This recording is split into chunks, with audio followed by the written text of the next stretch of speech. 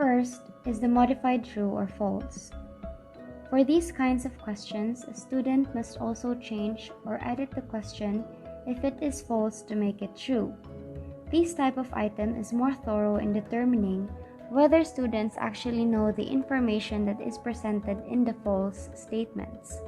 While a student might correctly guess that a statement is false, no credit would be given unless the student could change the statement to a true one by writing the word or words to replace the words that are making the statement false. Second is the matching type.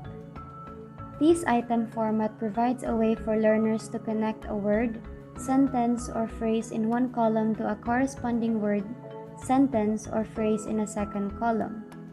In this matching test type, we use the imperfect matching, which consists of premises column having the less items than the response column. One way to reduce the possibility of guessing correct answers is to list a larger number of responses than premises. Third, identification. This type of test has a low probability of guessing the answer because it has to be supplied by the examinees.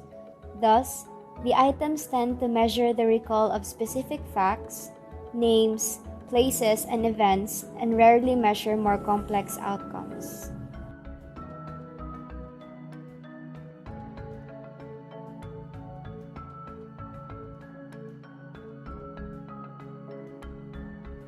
Fourth, fill in the blank or completion test items.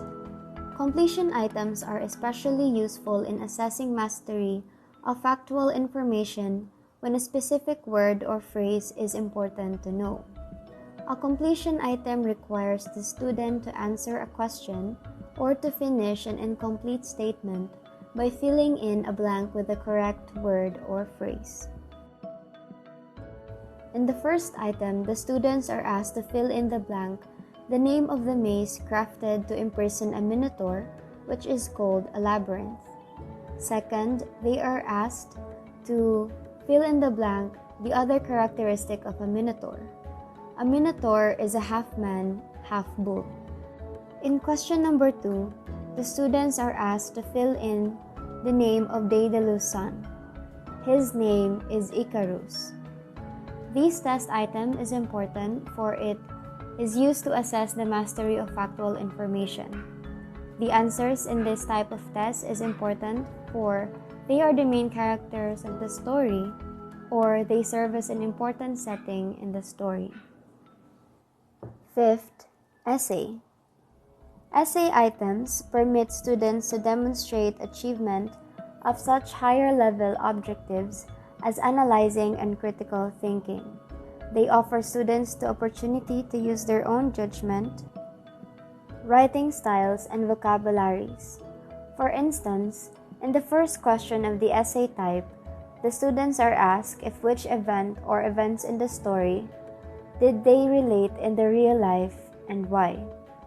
In the second part, they are also asked if which materials or resources they would use to design a flying machine. They are asked to state the materials used and to provide a short definition for it.